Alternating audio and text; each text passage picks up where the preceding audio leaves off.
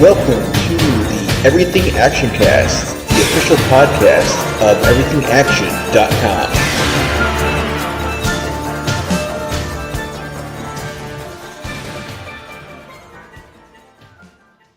Hello and welcome to the Everything Actioncast podcast for week of March 4th, 2024. I'm your host, Zach. I'm your co-host, Chris.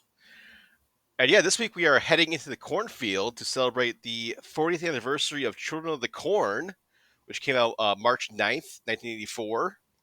So if you're hearing this, it's this weekend is the big 40th anniversary of Children of the Corn. Have you had your daily dose of corn? Yes. Make your sacrifices to he who walks among the rows. Or walks behind the rows. And yeah, I mean, this came out right in smack dab in the middle of the kind of 80s cycle of Stephen King movies. Right around the same time, you had like Christine and Cujo and Dead Zone and Firestarter. Stand By Me was like a couple years afterwards. Running Man was a couple years afterwards. So one of the peak Stephen King times, and also he was also directing his own movie. Like he directed Maximum Overdrive around this time. Like Silver Bullet came out, which he wrote. Cat's Eye, which he wrote segments for. So lots of Stephen King stuff going on in the mid '80s. Would you say this is peak Stephen King? Well, there's definitely peaks and valleys of Stephen King eras. 80s was definitely I feel like a pretty great, if you look at Cujo, Dead Zone, Christine. Stand By Me. Those are all fantastic. And then it kind of dipped into early '90s to mid '90s was kind of maybe a lower tier, and then we got mid '90s we ramped back up because it was Shawshank and Green Mile were late '90s, and then maybe 2000s, early 2000s ramped down again because it was Dreamcatcher and Secret Window and 1408. So I feel like it's these it's really very it's like a roller coaster, just it's constantly going up and down as far as the quality of Stephen King adaptations. And then we're definitely in recently we've been a pretty really solid kind of Stephen King era.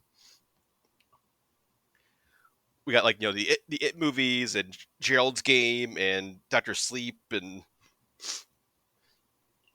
it comes back in waves. You're yes. Right. Mm-hmm. But I mean, it's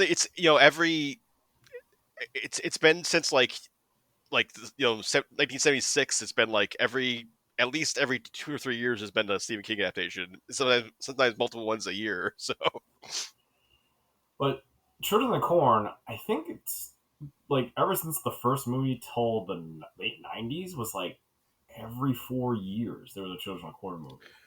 Well, I think I think Children of the Corn is the Stephen King adaptation has the most sequels, which none of the sequels have anything to do with anything Stephen King wrote. It's just these other weird continuations of Children of the Corn. I think the only thing that ties it together is that people came from or go back to Gatlin. Yeah. And the original short story came from Night Shift, which is a pretty big Stephen King anthology collection. You get tons of Stephen King adaptations have come from Night Shift, Children of the Corn, and then also the Boogeyman, which we got last year was an adaptation of Boogeyman, the Mangler, Graveyard Shift, Trucks, which became Maximum Overdrive, the Lawnmower Man was in Night Shift. So tons of stuff that kind of got adapted into movies or TV shows came from Night Shift. And Children of the Corn was one of the short stories in there. Also weirdly, Children of the Corn started out in it was published in Penthouse. Whoa! And then it got nothing for adult content or about murderous kids to really set your fire when you're getting a Penthouse book. Yeah, it was published in the March 1977 issue of Penthouse. Then Night Shift came out in 1978. It collected a bunch of other Stephen King, because Stephen King was publishing a bunch of stuff in other all these different magazines, all these different kind of horror magazines or sci-fi magazines, and they were all kind of just shorts, and then they got collected in Night Shift, and then that kind of kicked off he started doing more of his longer novels. And everything kicked off from there. But yeah, Children of the Corn. So we've got Peter Horton, who was in 30 something, is like probably one of his biggest claim to fame, and Linda Hamilton, who in the same year Children of the Corn came out was also in The Terminator. So Whoa. a big Linda Hamilton year was 1984. I always thought this was like a year or two before. I didn't know it was the No, same year. like This literally, year. like I think probably a couple months after Children of the Corn came out, it was Terminator came out. So That's good because she does not do much in this movie compared oh to Terminator. yeah, Terminator was the fall of '84. So there's so obviously like Children of the Corn was March. So like like end of the year was like the big like Linda Hamilton like star turd. That's good. Yeah, she's definitely not quite up to like Sarah Connor levels in Children of the Corn. But yeah, the basic setup is that there is a town in Nebraska called Gatlin, where all the kids have decided to kill all the adults, and they've taken over town. And then Linda Hamilton and Peter Horton are driving through Nebraska to get to Seattle, and then they end up in Gatlin, and wacky hijinks ensue.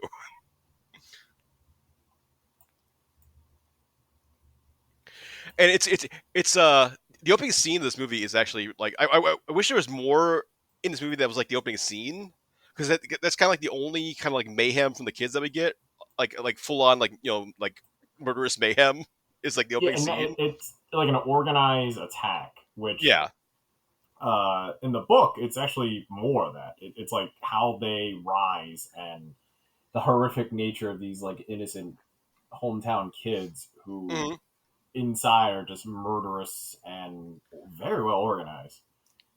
yeah, Um, all organized by Isaac, who is a very creepy uh Kid dresses like adult. dresses like an Amish kid, and is like like I don't know if he's like the son of a preacher, or he just like is very religious, but like he's like kind of like he's been preaching to the kids and basically like kind of like brainwashing Brainwashing them them. to follow this demonic entity in the cornfield who is the true god. And then all kids in town are like, yeah, that seems good. Like we'll kill the adults.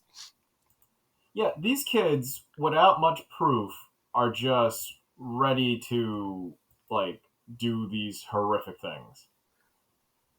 Well, Um, well, it's weird because it, like it doesn't seem like he who walks among the behind the rows, like it's not like it's not like he's brainwashing the kids or like possessing them. It's just like Isaac is probably talking to him, and then Isaac convinces all the kids to he's like Isaac talks to the kids, and they're like, yeah, that sounds cool. Like I'm down. I'm down to kill adults. so yeah, so there's the thing about the corn that we still can't figure out. And if you remember, it was like Where they so just they start like sticking it everywhere. They just like jamming in cars and jamming in like windows and jamming it all over the place. oh no, that's just the corning. That's fine. Yeah. hmm That it's stupid. But I like it. That's because like it's something kids would do. Is like, well, there's a lot of corn, and they'll just do that. I think when we went to the commentary, I said like every time there was corn, I shouted that. hmm Remember we did the commentary track of this movie? I don't I don't think we did a commentary track for Killer in the We Corn. did. Okay, I'll have to look in work. I don't remember that at all. But maybe So, uh, did you do that like maybe in another site or something? Like I don't think we did an Everything Action one. Maybe you did that with like another site or something or another group. really? Yeah. All right. Time But story yeah, now. yeah. I don't remember us doing it for Everything Action, but I know you've done some like guest commentaries for other places. So Hmm. I thought we did Children of the Corn. Is that a lost episode? I don't think so. All right. I get But stuck on that then. yeah, So, uh, the thing about the corn monster is the corn monster is selectively okay with every year or so, every few months gets sacrificed from the own kids. yeah. So he's going to deplete his own cult. hmm They're not recruiting more people to replenish his cult. It's sort of like as soon as anyone hits 19, they get sacrificed. Seems like hmm that's just the rule. And then Like, which it's weird that like like older kids are just like are also taken in by Isaac of like there's like 16 or 17-year olds who's like yeah it's like this 10-year-old kid is like making a lot of sense like yeah, that's the crazy part. That's the like, uh, he's just spewing out like sort of religious things. like But I think because Malachi seems like way older than Isaac, but Malachi is like a true believer. Like he's like 18, 100%. Like yeah, but he might be 18, so he's sort of like, I don't know. That's the thing. Malachi in the beginning seems like he's already like 18, and it's supposed to be 3 years later. So now he's like 20, but he's just like, no, no, no, doesn't count. yeah. Well, So that's one thing. one of the craziest things is that the actor who plays Isaac apparently was 24 when he made this movie. Damn. So he's Yeah, like no, he's supposed to be like, he has that condition that makes him look younger. yeah. But yeah, no, Isaac is not like a kid. That's why just he he looks way too I don't want to say Yeah, yeah. abnormal, but just way too mature for kids to just understand. You know, like Mhm. it's not like he is easy for everyone to get his like communication. You know, like it's he speaks in old English too. Well, yeah, that's the curious thing too. Is like, so after they take over a town, they like, well, you kind of get the backstory after the, like the initial like kill, like they attack like everyone in this diner and they like poison the coffee and they're like slitting people's throats and like shoving like the guy who runs the diner's like hand into like a meat grinder. But after that, you get all these kid drawings from is it Sarah who's like the like who has like she's like the Livy. Stephen King psychic child who can like she has like premonitions. She has the The Shining, Shining. basically. Yeah, yeah, I mean, it's just like but an easy page. It doesn't explain how she gets it. Like it's sort of like in the same time she has that fever, and then when everyone's having like lunch, yeah. she gets her first vision. And I don't know if that's like, there's got to be a balance. If there's evil, there's got to be good. So her good is that she can see things. She has a gift. Hmm. But is that from like, I don't know, what's anti corn? Like It's like corn. tomatoes? Like a tomato Yeah, god? It's mm. like it's the turtle from it. Like just communicating to her. I mean, I'm you can I'm sure. still say that this is something in that Stephen King universe where there's just an entity that lives in this cornfield that is fucking around and just Yeah, I'm converting sure. kids to be his followers. I'm sure there's like a like Dark Tower or some sort of like reference like that like references like the whatever the demon is in this movie or something. See, I don't mind that this is a demon, and it doesn't mean it's like just because it's in the corn. It just happens to live in the cornfield and get these vulnerable kids. And Hmm. that's the scary part. That I think is like Stephen King nailed the idea of these small town people who pretty much lose to these kids that are passionate about this corn monster. I mean, it doesn't have to be a corn monster; just be a demon in their town, and they Yeah, built a crazy society around it. But I do like that the neighboring towns know that something happened and they want no part in it. In this movie, it's just like for 3 years, no commerce came through this town. No one checked on anything. How's the electric company not well going the like who's only paying like these bills? yeah apparently like Isaac told him to like you can't have any modern like basically Isaac turned him into like an Amish like community where like they can't have any electronics or any like new things like there's a one of the pictures that Sarah draws is like them throwing all the TVs and stuff into a fire so it's like they got rid of all kind of like electronics but then uh like Sarah and her brother Job like still have like a record player. That's what is like a heretic thing. Okay, that makes sense Yeah. now. So yeah, because like all kind of modern stuff is like that's like anti like that's like anti-religious to the group or whatever. And then their one defense mechanism is they left the crazy old man who runs the gas station outside town alive to like dissuade people from coming in. But also, is he the one paying taxes and stuff? Like, like they needed him alive as the one adult so that they Yeah, can still function a town.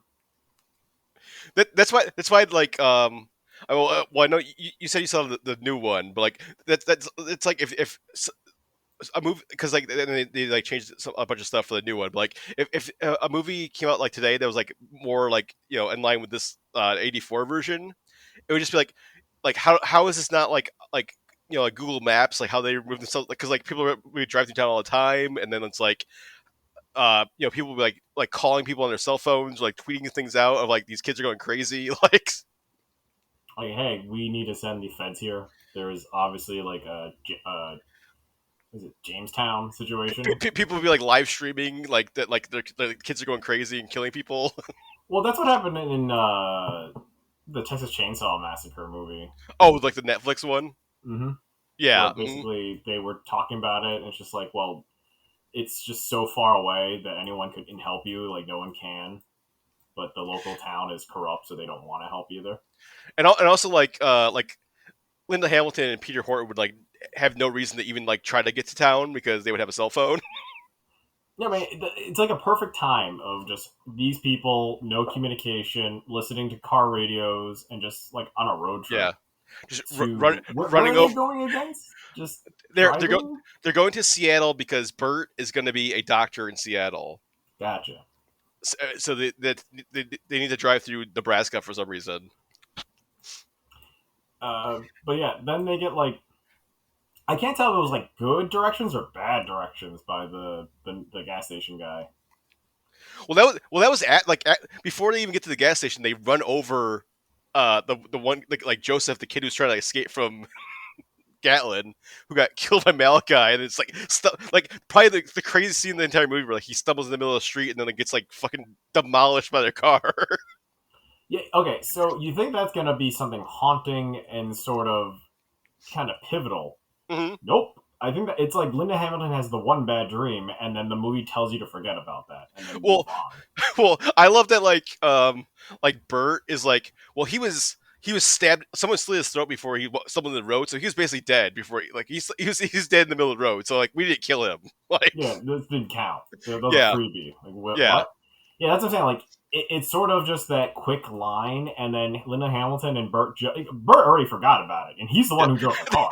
they shove him in the body in the trunk, and then it's never referenced or like acknowledged again. Do you think the body's still in the car throughout the whole movie? Oh, 100% it is. Yeah, they never take it out. They never do anything with it. They just like that body, like just his body's just like sitting in that trunk forever.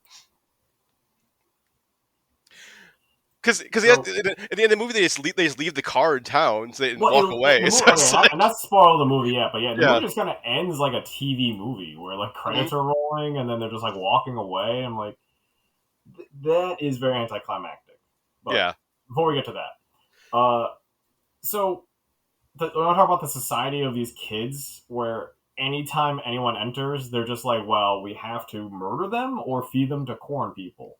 Mm-hmm. But I feel like they don't want to feed them the corn exactly. Like Malachi is all straight up, let's murder anyone that isn't us. Yeah. I think it's presumed that I think all of the people that they murdered in town have been thrown in the cornfield. Well, there's no bodies laying around. The only body is like the police officer, like the blue man, like what is it, blue suit man or something, or blue. Like they call him like it's some like weird kid name for him, but it's like the local sheriff. Just the blue man because he had a plan. And then he like they left his body like a corn crucifix. But yeah, everyone else they murdered, and then they left. The old man Deal who runs the gas station. Well, Malachi comes back, and then they just do like an ambush scene, but he goes out swinging at least. Mm-hmm. I mean, he pumps himself up. There's like a sad moment where his dog's killed, and there's really no reason to kill him. It was more like Malachi just like, well, I wanted to kill him, and then I'm just Isaac was crazy like, about murder. Yeah. Too. Yeah, and again, how does Isaac interpret the corn's will? Because at least he's sort of religious, so he kind of talks crazy to the corn, who's already crazy. But then Malachi just sort of like I'm leading, like later on, it's like you could see the seeds where Malachi wants to be in charge, but I don't think he's ever talked to the corn monster. Yeah, I think Isaac is like the only person who's actually like can like is like communicating with like the demon monster. Maybe. Like, who knows? Maybe. I don't know. The movie Yeah. spends no time in trying to explain that. That part happens so quick. And then like Isaac got a bunch of rules which you kind of see like written in blood across all the buildings of like there's like all these different rules they need to follow, and then we get stuff like if you turn 19 you have to like sacrifice yourself to the cord. Was that like was that Isaac's idea? I think that was the corn monster. I mean, that was like I guess that was one of the laws that the corn monster, or like he who walks behind the rows, like said like I don't want anyone over 18 in town. You gotta if you turn 19, I'm gonna walk into the cornfield. I'm gonna eat you. Like you're not kidding anymore. Yeah. You gotta do adult things like get Yeah, fucking carved a pentagram on your your chest. Yeah, and everyone's got to drink your blood from a corn bowl. That was wacky. Mhm. The fact that they still have like a church thing going on about the religion of that they made themselves about corn. That scene where it's like how much corn products they can cram in there was hilarious. Mhm. It's like corn knife, corn Yep. bowl, probably Yep. corn paper. And then like I think the town's run on corn diesel. It's something where I think it's a throwaway line. That's where it's like, how's everything powered? It's like I forget what they call it. They call it like it's not cornol, but it's like it's some sort of like there's like it's like corn based gas like alcohol gasoline kind of thing. Which how are the kids manufacturing this like how do they like build ethanol? a distillery? Yeah. You just can't do that. Like, I mean, I guess you can if you know how to build like a distillery, but I mean, Because no under 15-year-old knows how to do that. Because at one point, like Isaac's like, well, we almost have enough, ethanol or gasoline or whatever to like for our plan, which I don't know what their plan is, but no idea either. I kind of forgot about that. What was their plan? Was the plan to burn the corn? Because I feel like that's not what the corn monster wants. No, if they find out like if you burn the corn, that kills the demon. So it's like, were they gonna like fuel up cars and like start like going around other towns and killing people or something?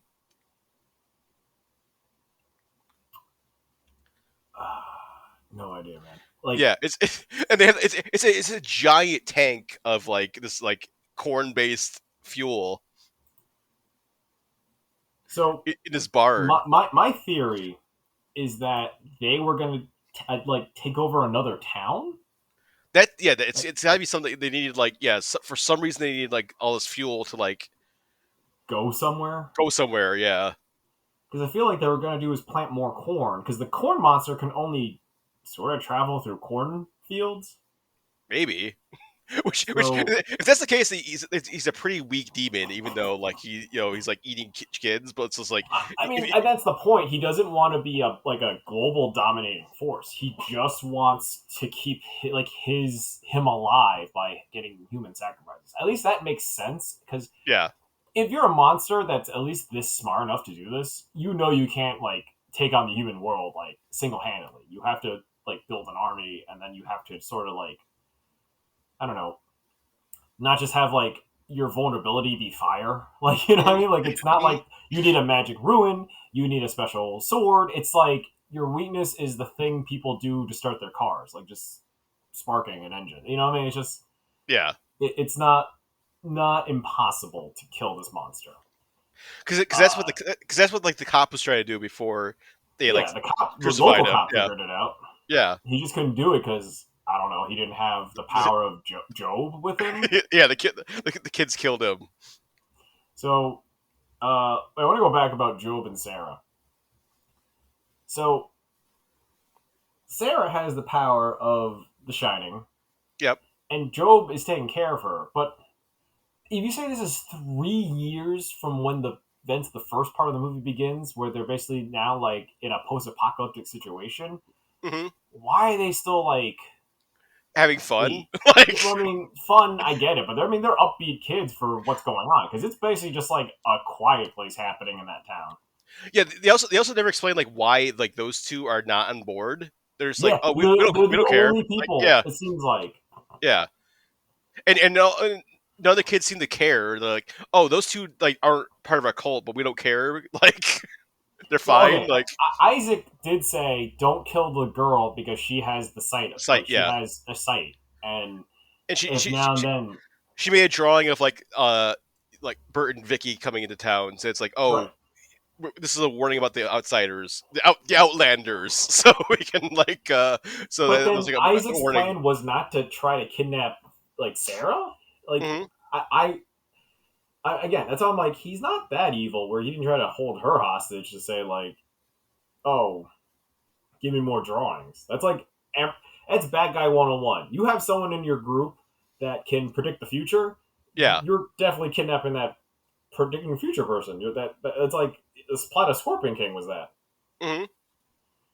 So yeah, they sort of just let Sarah do her thing, and then these kids built like, I don't know, underground, like they went home just to hang out, but then they lived somewhere else, which they show you like near the end of the movie, their hideout home.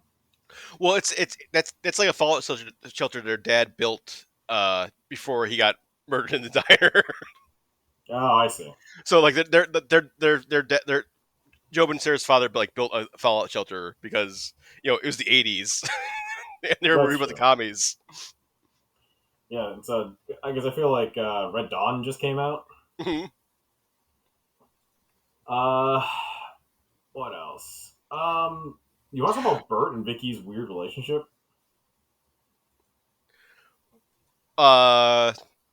What was weird about it? Okay, are they married? I don't think so. No. Okay, Vicky keeps hinting how Burt is not good at commitment, like Mhm. so much that it becomes like a running gag between them, where she's passively aggressive, mentioning all these things to him, and he's just sort of like, whatever, right? When we get to Seattle, we'll get married. Maybe I don't know. Like, So it is so weird because I think in the credits, in at least IMDb, she's credited as like his wife already. Like it's just like she has the same last name as him. I don't think they do. Like it's If like you Bert. go, if you look at Google the movie, Linda Well, Hamilton already. well, Wikipedia says Burt Stanton and Vicky Baxter. So they don't have, Wikipedia says they don't have the same last name. What fucking? I don't know. At And least yeah, Google like the character results are wrong. Then someone needs to update that. yeah, I don't think they're. I don't think they're. I think they're like just they're just like boyfriend girlfriend. Dating. And, yeah, dating. Yeah, and they're moving to Seattle together. Oh.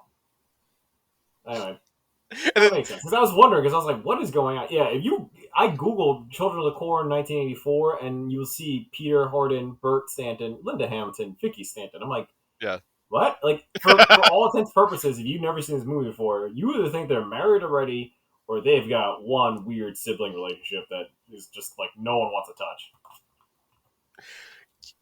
yeah, like when like Linda Hamilton is like singing that like whatever that song is in the hotel room, Yep. and then Bert's like, "That's nice." Yeah. Like, All right, sis, put on pants. which weird. Like, I don't um like did that song just happen to come on the radio, or did because I don't think they had like a tape player or anything. It's just like No, they're road tripping. They're like yeah, going, so I don't think like you carry that with you. So just that like was just just in lucky luck. radio timing. Yeah, luckily the song that she went like about like graduating from like school or whatever that she wanted to sing to him is like came on the radio. Uh, but yeah, I think like besides the trauma of hitting that kid and then driving into town, Linda Hamilton's character just sort of just stands around and then gets kidnapped like a few times. She's kidnapped and then they put her on like the corn cross, but then it's really weird. Like there's a lot like they take her off and then Malachi's like just dragging her around town like yelling Outlander, but then they just put her back on the cross later on, Yep. and then like it's just like so there's like dragging her around like with like really not any purpose. Just I guess to try to like just lure Burt out, but yeah, she gets dragged around just all the second half of this movie. Is just like has nothing to do. It's just like has a knife to her throat.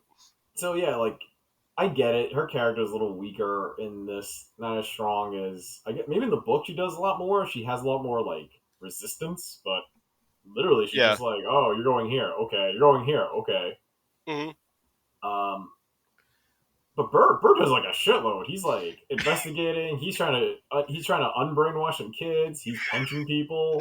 Bert, I love his just like he is not phased. He's just like telling his kids, you kids are fucking stupid. Like, what are you doing? Like, and they all have weapons, and he's still just like berating them, just like, oh, you think that's in the Bible? Are you kids stupid? Like, did you read this? Like, So, one, what was Bert's childhood like where this wasn't a problem for him as an adult now? And well, two, does Burt not like kids? Because I feel like that was sort of like I feel like if that was a running joke or some sort of like thing about him where he's not great with kids because he doesn't like kids, and yeah, now he faces like a good set of kids from the brother and sister, hmm of Job and Sarah, and then he sees like shitty teens out of Malachi and his followers. So then it's like he's maybe torn between them. I think South Park did a really good parody of this because I think I remember like I saw Children of the Corn years ago as a kid, right? And then hmm I totally forgot that the episode of South Park where they parody Children of Corn is a Children of Corn thing. It was just like completely like, whoa, really? Then like once I realized that, I was like, oh, and that they like make fun of that because they make fun hmm of the Burt character who's just like, oh, like we're not having kids. Are you kidding me? Like this is already a lot. This is what could happen with just kids with free will. they do more with like Bert is like just totally just like thinks religion's bullshit because they when they're driving to town the only radio station they're getting is like the like firebrand preacher on the radio and you're like they're making fun of it and then like so then but every time he shows up to like berate the kids just like religion got like you think this is like you're worshiping like corn monster you kids are stupid like Well, he isn't that just like a corn monster. Just you wouldn't want to pray to a god that tells you to kill your parents. That was like the line that rings true to these kids. But the yeah. insane thing is that like no one asked that question in the 3 years. Yeah, they were all the kids when Isaac was like, "We have to kill all the we have to kill all the adults. You have to kill your parents." They're like, "All right, But that's like the mystery of this movie is you don't know if the yeah, kids already seen the corn monster, and then you're like, okay, no, the corn monster is real, so let's do yeah." this, right? Mm. Or is it just more like Isaac has just been really that charming He's so convincing, yeah. in his Which weird outfit and his like his demands, and they're just like on board with it, no questions asked. and his very like Amish way of speaking, like verily, he has a lot of verilies and thys and I guess nothing. Again, this is what happens when like you just don't have technology. You know, like, sometimes it's you see things like Black Mirror where it's like the dangers of technology. yeah. This is what happens when you don't have technology. You believe in corn monsters. They're like, you know. So let's go back to that. Let's go back to like rural technology, but like just like these people need the technology, not like oh you have too much technology. So do you want to get into the crazy like sacrifice thing they must do where like they have to do this ceremony at night and then it's like a 2-for-1 where they need to burn a 19-year-old and then they want to also crucify Linda Hamilton. You get to that part. Well, yeah. It's weird because like. So every time someone turns 19, they have to have like a ceremony where it's like you do it's the passing where you like walk into the cornfield and then like the demon eats you. But then also they need to like they want to kill someone because it's good for the corn harvest or something. Something like that. They get further than that in I think the book, and then in the new movie it's sort of like they explain that uh dead bodies give the cornfield like nourishment because the corn Mhm. monster isn't just like an entity that just walks around the corn. It's like the cornfield itself is the entity. So that's like a slight difference. Where here, I feel like it's a monster that just lives under a cornfield. Yeah. I think there's a clue that it's some sort of weird being because uh, one of Sarah's drawing is a dragon with fire coming out to it and like a cornfield. Did you I notice don't that one? I don't. That seemed like way too good for a Sarah drawing. Because that was like a very very detailed drawing. Like Maybe she just had it on that day. yeah, It's totally on her drawing day. because all of our other drawings are like very like simplistic, like very Kids kid drawing. crayon drawings, and then Yeah. like that's like a a Renaissance painting of like. I do love that, like Burt sees that and is like, oh, I should go back. Like dragon burning a blonde woman, Vicky. Oh God. Yeah, it is a leap in logic. Because I don't know one part if when they're dragging Linda Hamilton around Mm-hmm. and Malachi is screaming Outlander, we have your woman Outlander. Mm-hmm. Is Burt there? Is he hiding or he's just not there in that town?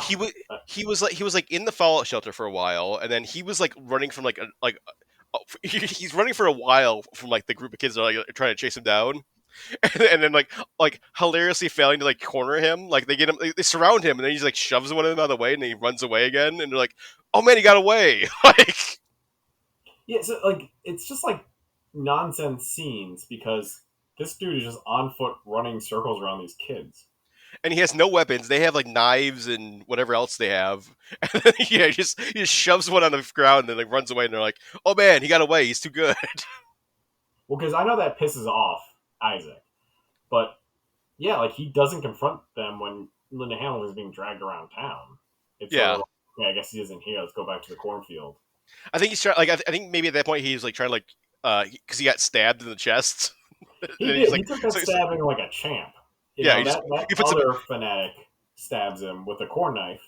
yeah, And just shrugs it off. Like he gets stabbed, he doesn't just like goes, oh, okay. Like like it's like he goes like, oh, what's wrong with you guys? I'm like, it's just, wow. you damn kids. Like, He's very patient around these kids with like dangerous, sharp weapons.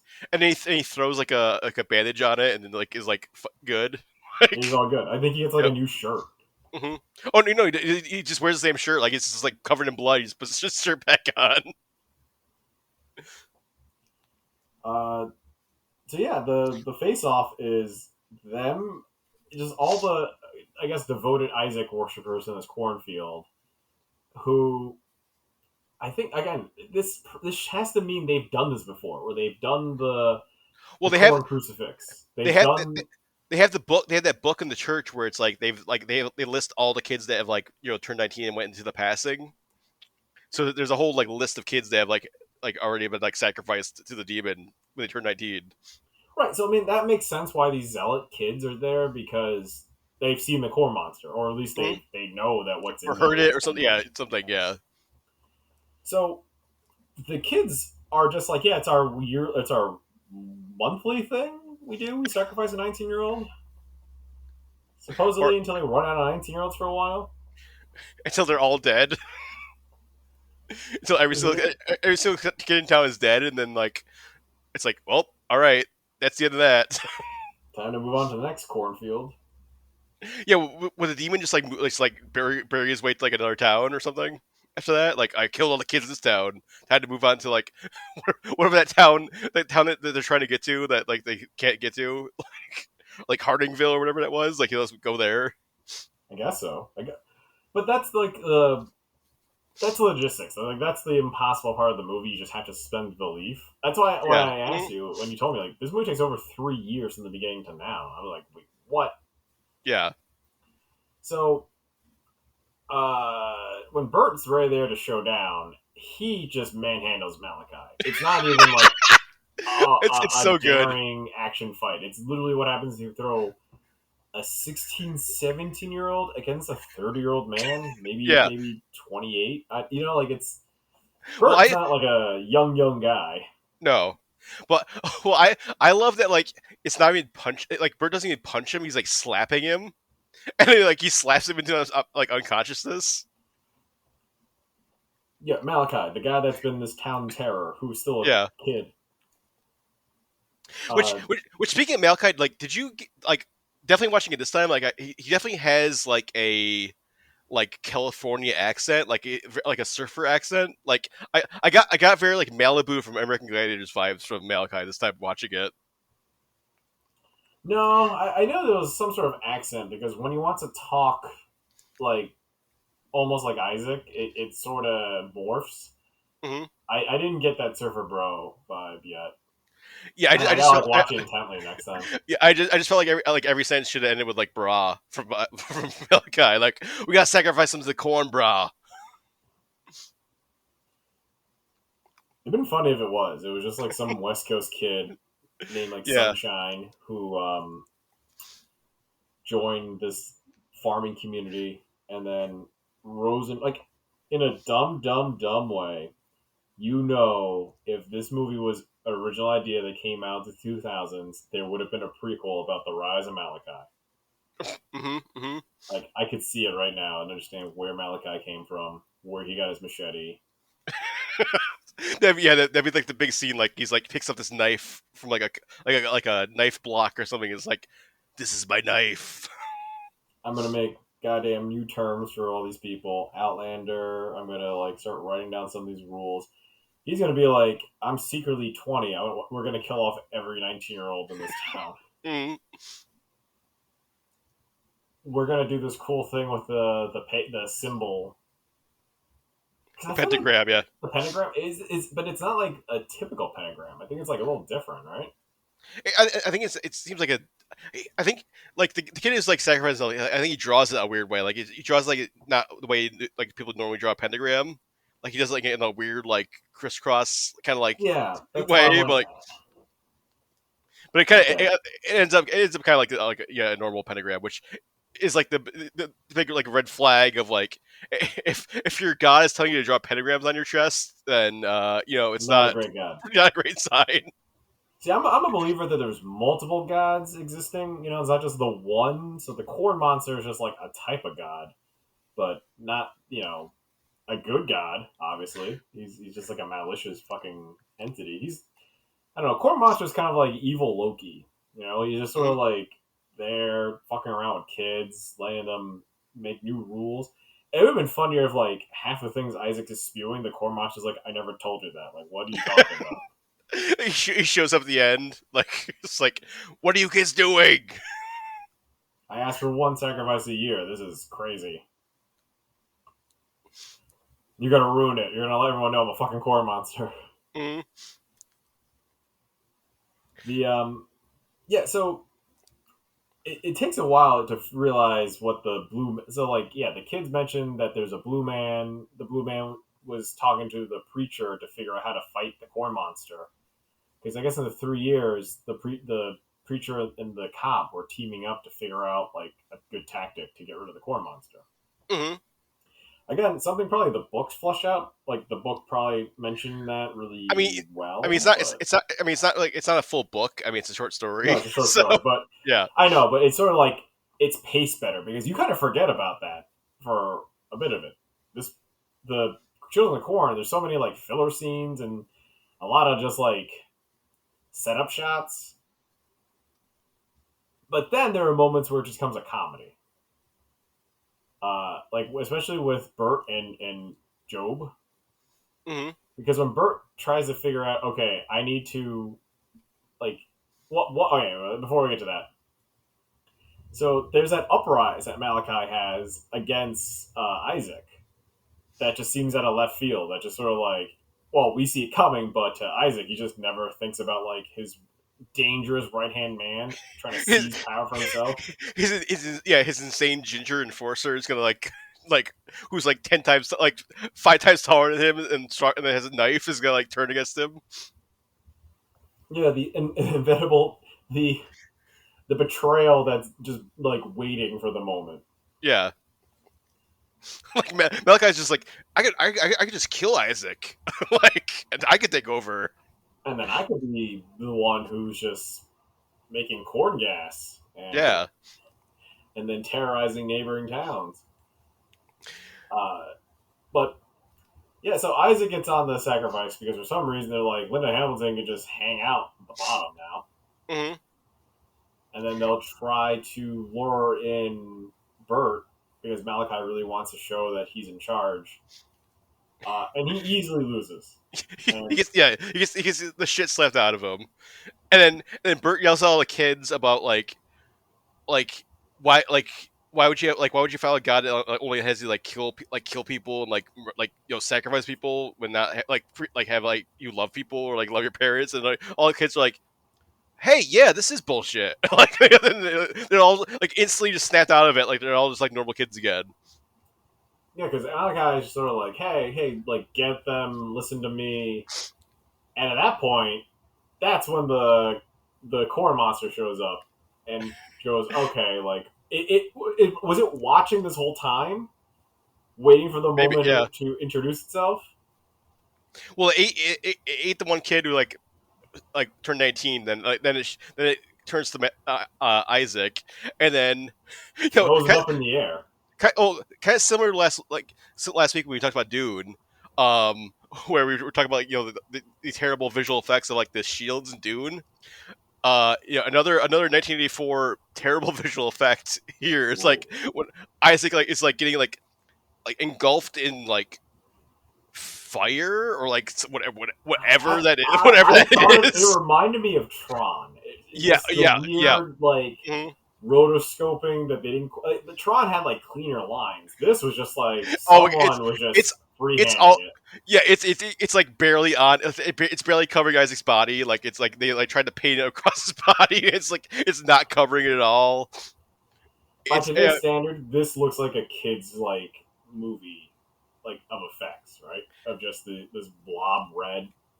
It's and there's the weird ground effect too, where it's I guess it's in the ground, but it's this yellow black weird effect too. is it supposed to emphasize that it has tentacles? I don't quite know. Well, it's weird because later after all the Isaac stuff, right? Well, so yeah, he explodes into the air on a corn stalk or the corn cross, and then comes back, and he's possessed by the demon now. Yeah, but that's at the end. You don't know that he comes back until Yeah, after another dialogue or two, and then he but just shows up, and then he goes, "He wants you too." he wants you too, Malachi. But yeah, but it can also it can control all the corn because when Bert's trying to burn the cornfield down, we realize we have to burn the corn. He's getting wrapped up in the corn stalks like their tentacles. Okay. And they're kind of they're flailing him, but it's corn. So it's how is this stopping It's him? as strong as corn is. Yeah, he's just getting corn's laying on top of him. He's just oh my god, the corn! It's too much. And then Job has to show up help him by cutting the corn tentacles off of him. Yeah, so I do like how I think at one point I think before that scene they run into a barn and the Yep. corn is just yelling. It's roaring. Well, apparently he walks behind the roads can also conjure rainstorms or thunderstorms or something, because it happens twice in the movie where these dark clouds just instantly just appear over town, and it's causing a storm or some sort of a, I don't think it's gonna be a tornado, but it's some sort of a thunderstorm or something, and that's and then all the kids take shelter in the barn, and they're all scared normal kids now. Yeah, they're and, brainwashing they're also just super helpful now. They're Burt and Vicky are telling them to do things. They're yeah, sure, okay, yep. Sorry, we tried to kill you earlier. Yeah, that's what I was thinking. I was oh, these kids are the same ones that try to murder everyone, and for all we know, probably did. Yeah. And then Bert's just hey, you go block that door, you give me a hose, give me a bucket, give me a glass bottle. And they're everyone's just all right, yep, we're fully on board now.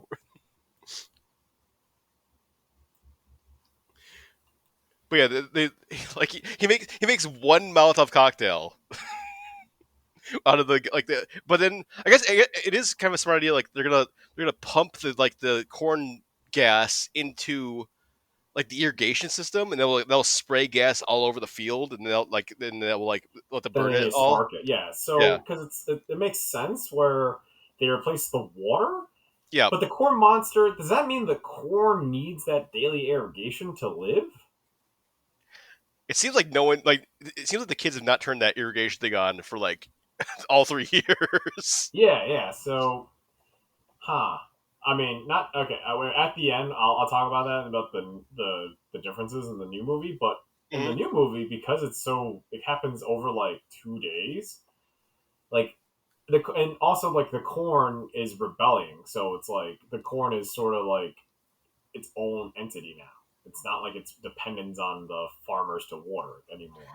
Because Unless, they also tried to modify the corn with like GMOs. You said and like yep. herbicides and all these like chemicals and So it's like it made it too like alive. It mutated they it. they angered the corn. Where in this one, I think the corn just didn't have a plan. So anyway, I did like that this action pacing scene gets like dulled hilariously when Burt throws like a Molotov cocktail and it doesn't go anywhere. Yes, that's great.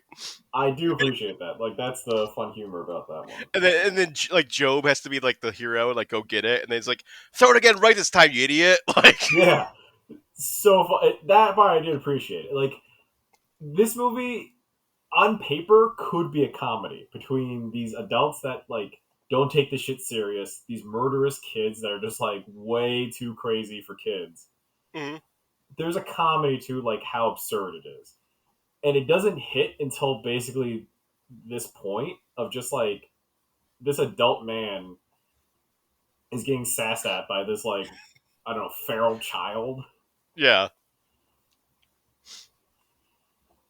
Uh, like it's like have you not thrown anything your entire life, Bert? Like throw it like he doesn't even throw it into like the field. He throws it in like the middle of like the row a where there's no dirt corn. path, Yeah, like yeah, in the dirt. furthest Yeah, away from anything. yeah. So it's like a choice to throw it like nowhere in that cornfield that wasn't a corn. Like it's a Yep. cornfield. You could just any direction. And there's no gas like building up anywhere near that to, like throw it either. It's like I'm gonna throw in the one spot where it's gonna like cause no effects. Also, the most dangerous spot for Job to like run in and grab and like outrun this underground tentacle. Yeah. So burning the cornfield was good. I just feel like in the production of the movie they didn't really can show you like a whole cornfield burning because it was just probably so goddamn expensive to do that. But Hmm. Well, it, you get to see like the cartoon face of like the demon oh my like god, screaming like I'm like yeah, and that's the no. thing. Like I would rather see no demon face in corn burning than see a demon face scream and just be like, "What was that about?" Like, Yeah. because I just assume production money wise they can't do the spectacular like real burning scene, but for some reason they had enough with that rotoscope artist to. Well, so this was a New World Pictures movie, so Roger Corman produced it, so he's all about like keeping those budgets tight or doing what you can with like a limited budget. So That's true. I mean, it tells still like a good story. Don't get us wrong. I still enjoy this movie. It's still a crazier uh, horror movie that's very unconventional. But like Burt and Vicky and the kids, they sort of just laugh it off at the end. Like there's one more jump scare, which I did appreciate. They burn the cornfield. They're about to drive in their corn car, and then yeah, unnamed well, fanatic Rachel is the girl. character's Rachel's the character's name. Who was like one of like she was in the church with like the guy like the kid who was like sacrificed himself and like she seemed like a lot like under Malachi she seemed like the most like diehard like I'm absolutely a zealot like but yeah she's like hiding in the back of the car like she wasn't at the like sacrifice for some reason or she like ran away like she I think she ran away ran away. yeah but she jumps out she tries to kill Bert and then but like Vicky just slams the door in her face, knocks her out, and they're like, "Oh, she's knocked out." Oh, all right, we're walking. That's it. Later, like, Yeah, it's such a non like climactic ending, and there's no. I don't know. Like, do they just walk to Seattle? Like, I think they're gonna walk to like walk that town they kept trying to get to, like that like town like it's like 19 miles away or whatever it is. I got you. But and it's also like they're leaving all the kids, like all the other kids behind. They're only taking Job and Sarah. Everyone else is like, well, kids, fend it for yourselves. Like, it's your town now. Like, I know we broke your brainwashing, but it's up to you to rebuild this town. yeah.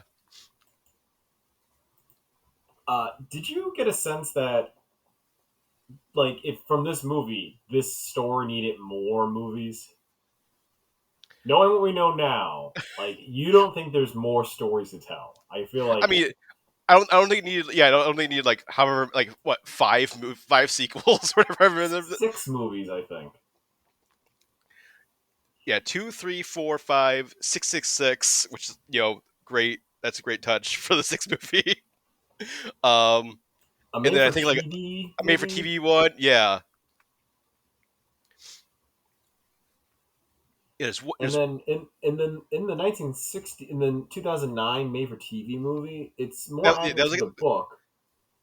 Was that sci-fi? I think it was maybe a sci-fi like original movie or something. Yeah, it is a sci-fi movie. Yeah, I'm kind of interested in seeing it, just because it takes place in 1963, and I think like Isaac is sort of like eternal, like he's become touched to talk to the corn, and he's just sort of like a figurehead in the town. And it takes place in the 80s to kind of keep it where there's communications low, and then you have these out-of-towners who have never Googled this town before. So I don't know, I'm interested in that one. Well, no, in the 6th one, like John Franklin came back as Isaac, so that was like a big one. That was the twist. Well, that's why I appreciate every movie sort of has to tie into why. It's either the kids that came from that town who still are kind of crazy, or people that go back to the town, which is still like culty. Mm-hmm. So I do like that. I don't know if I can watch all of them, but I like that. No, wait, 1, 2, 3, 4, 5, 6, 7, 8, 9. There are 9 movies in the official timeline. Yes, and then there's a remake and a reboot. God damn. And apparently there's also like a short film, like Disciples of the Crow, which is what was like I have no idea. Like it was like a test movie or like some like just like the first official like adaptation of the book or the short story. I'm thinking that. I think it was just sort of like, hey, Stephen King, can we just use this in a short thing, and then filmed it, and they probably liked it. I mean, because Stephen King, I think he stopped it recently, but like, he was doing his famous like, pay me $1 for my rights. To, like, if you want rights to my book, it's like $1. I think, especially for like like up and coming like filmmakers, it's like, hey, like if you're like up and coming filmmaker, like you can get the rights to one of my novels for $1. I mean, it's pretty gracious of him.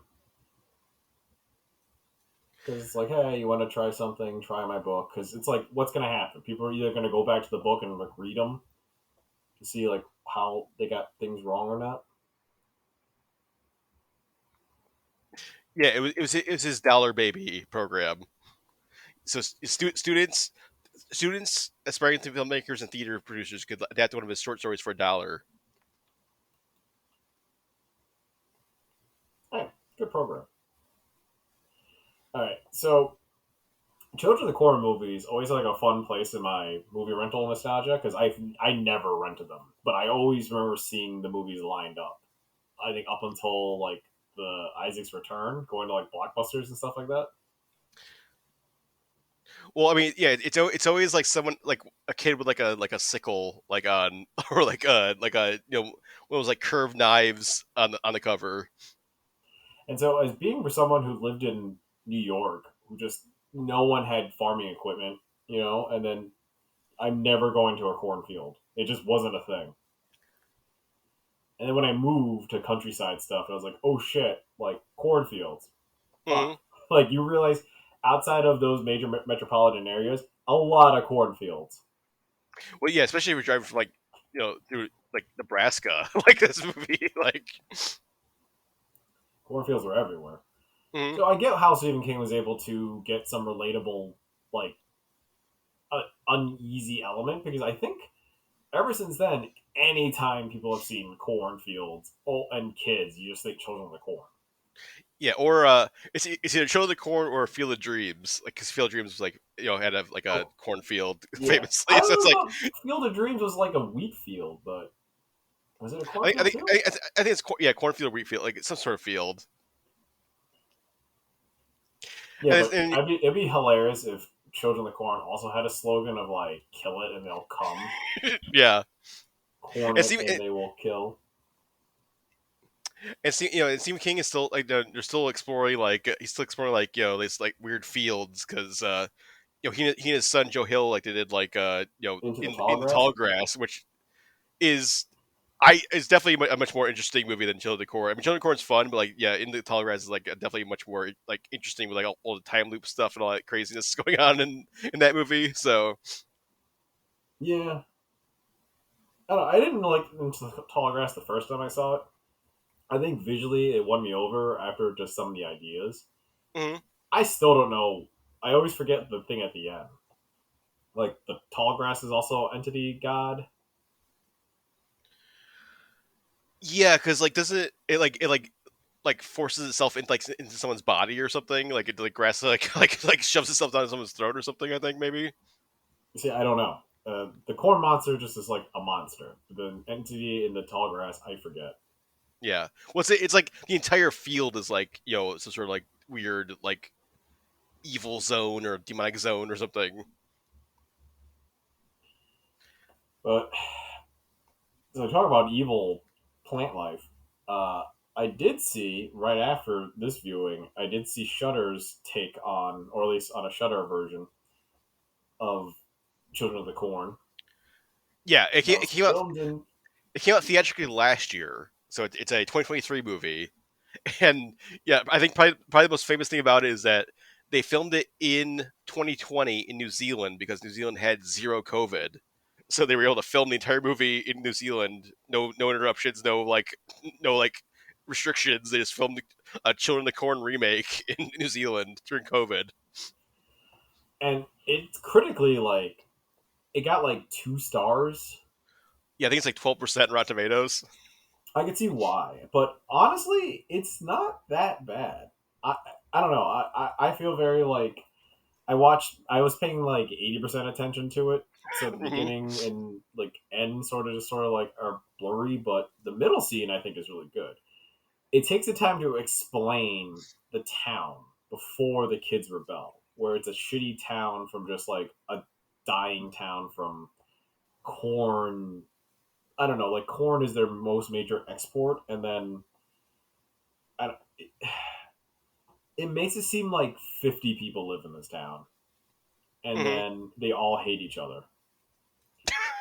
It's almost like a Dr. Seuss novel about like the Whoville or something. Hmm.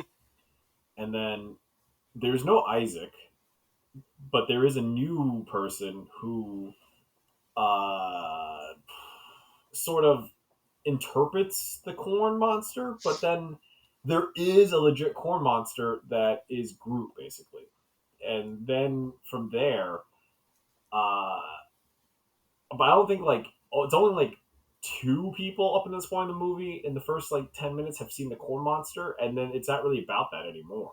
And then it switches gears to talk about the townspeople who vote to get rid of the corn and grow nothing, because then the government will give them a subsidy to not grow corn, and that kind of will kill the town. But at least everyone in the town, all the families that have like invested into the farming get a pay cut so then they can get out of the town. Like that's all actually the plan. Like they want to leave, but then the kids decide they like it there because like it's what they only know. And then they say that getting rid of the corn and killing the like cornfields, because like it's not just like they won't plant corn. It's like they promise to like get rid of every living kind of like I don't know farm or They're something. salty earth, so nothing can ever grow ever again. Essentially, because they said they have construction equipment that is ready to plow and level down the cornfield, But I'm like, you have Mm-hmm. to. I think you have to do that to cornfield just because how deep rooted the thing is, and then you need to like till the crop. So there's no like I don't know. There's no like mechanical way that isn't like clean. Like you always need like brute force machinery. I also know that basically if you remove corn, like you can't grow the same crop twice in the same field. I think you have to like rotate it. Yeah. Mm-hmm.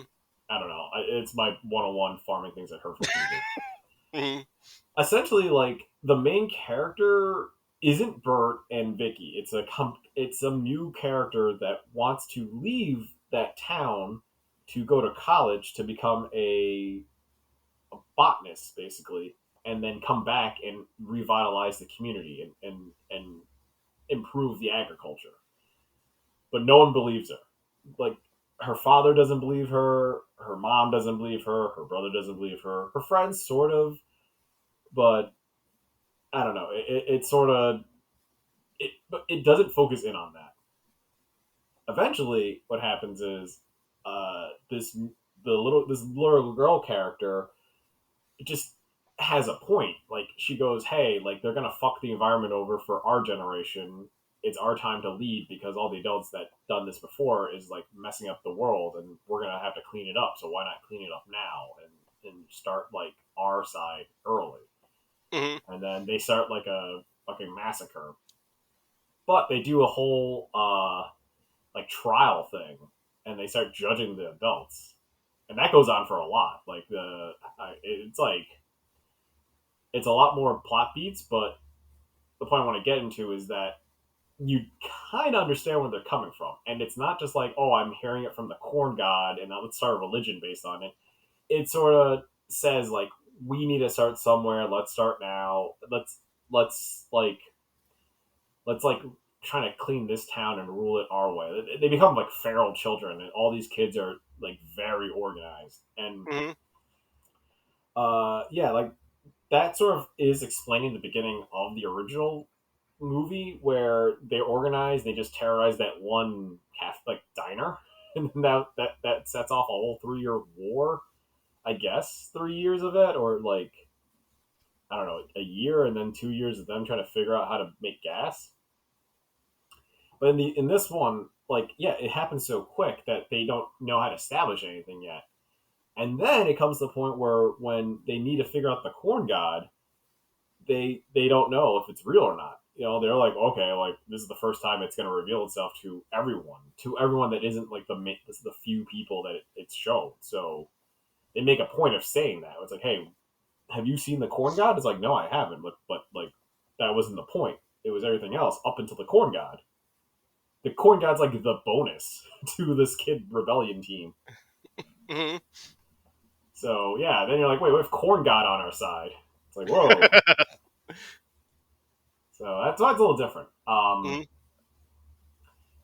And I don't know. There's a certain charm to it because that makes sense for some passionate, misguided kids that go on a killing spree and not know the consequences because they don't really feel affected.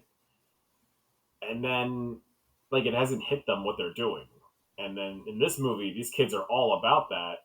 And then when Burt and Vicky, like in the original, like sort of go, oh yeah, like snap out of it. They're like, oh yeah, like can someone take me to get ice cream? Like these kids are gonna be like lost. So I think for the sequels, it makes sense that some of these kids that definitely pray to this corn god, they're kind of want to go back to it because that's all they know. And I think from sequels 2 to 4, it's all about like the kids' consequences, where it's like they either came back and try to restart the corn god, or they want to start a new corn god. I don't know. Like it, you don't think about it until they start like really scraping the bottom of the barrel for plot. But I don't know. I think it's like a fun idea. There definitely Mm-hmm. are better movies of killer kids, right? Oh yeah, yeah. Village of the Damned. I think there's like a what was it? Who could kill a child or something? Is like another one.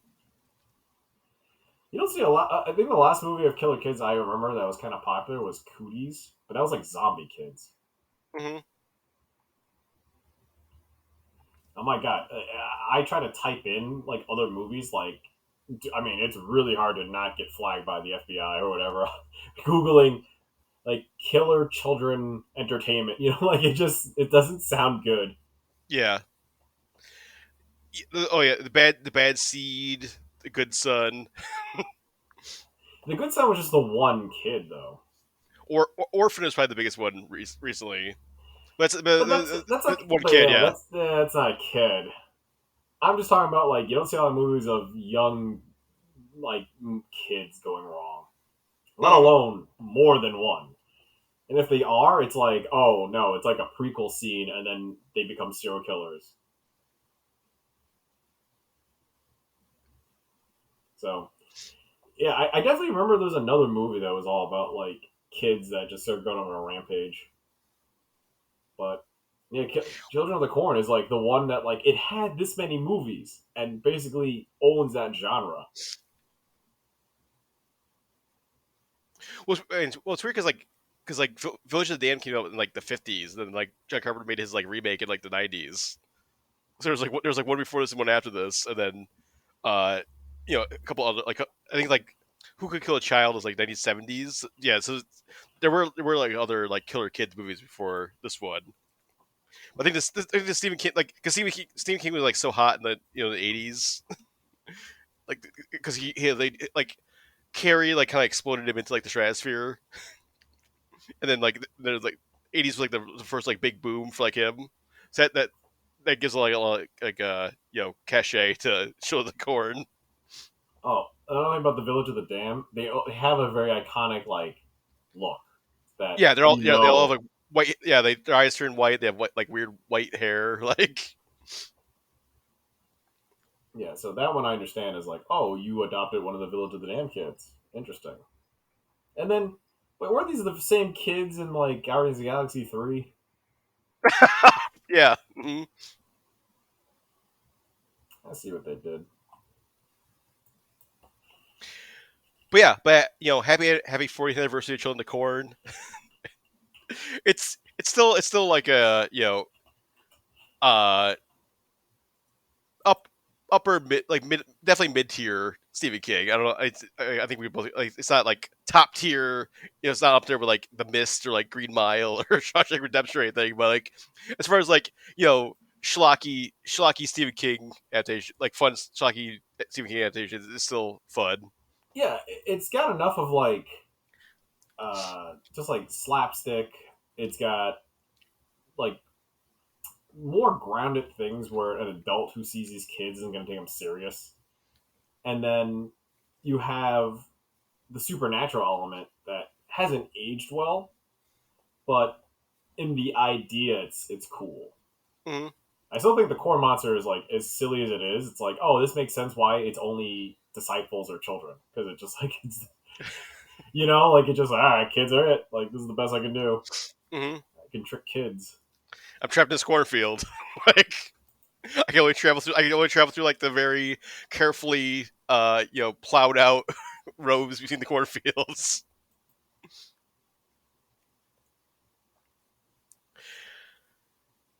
But yeah, so I think we'll wrap things up this week with Children of the Corn. Come back next week. We're going to be diving into True Lies, the Arnold classic, because it's finally, after who knows how many years people have been waiting for. It's going to be on 4K next week. So I don't know if we'll get the 4K and watch it, but we'll definitely like watch the movie again and dive into like celebrate that it's coming out in 4K. So come back next week for that. We're also gonna have in a week or two we're gonna have our commentary on Roadhouse because the new Roadhouse is coming out on Amazon Prime. So we're gonna revisit the classic Patrick Swayze movie for this month's commentary. So stay tuned for the site for that. And come back to the site, check out all of our usual stuff that we got up there. We got reviews. I've got a Dune Part 2 review you can read. We got all of our other features and news we got up there. So head over check all that stuff out. And so for Chris, I'm Zach, and we will see you next week. For more Everything Action, head to www.everythingaction.com.